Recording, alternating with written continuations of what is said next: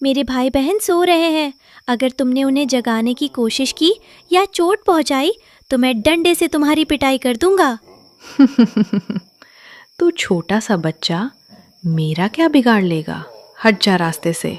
बिल्ली जैसे ही चपटने लगी, चीकू डरने के बजाय पूरी ताकत से डंडे से बिल्ली पर हमला कर दिया। भागो यहाँ से, भागो! चीकू का ये खूंखार और निडर रूप देखकर बिल्ली घबरा गई। उसे लगा कि कोई बड़ी चिड़िया आ गई है। वो डर के मारे तुरंत पेड़ से नीचे कूदकर भाग गई।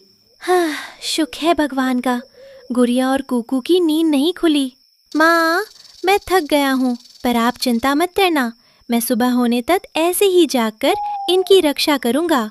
अगली सुबह जब सूरज की पहली किरण बरगद के पेड़ पर पड़ी तो रानो चिड़िया उड़ती हुए वापस घोंसले में पहुंची। वो बहुत चिंतित थी कि रात भर उसके बच्चे अकेले कैसे रहे होंगे, लेकिन जब उसने घोंसले के अंदर देखा तो उसकी आंखें भर आई। मेरे बच्चे!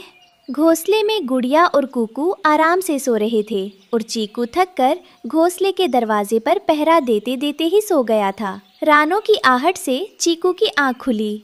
माँ, आप आ गई।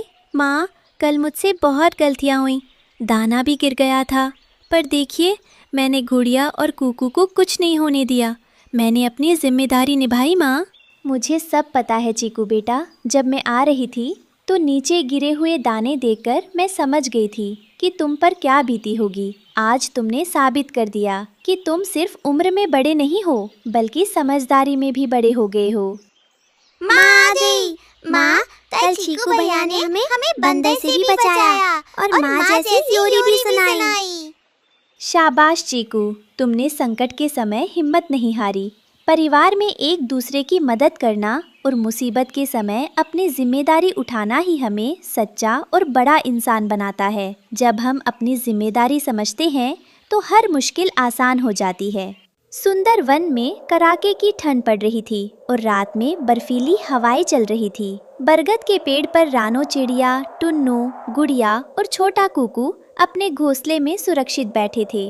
माँ, बाहर कितनी तेज बर्फ गिर रही है। शुक्र है हमारे पास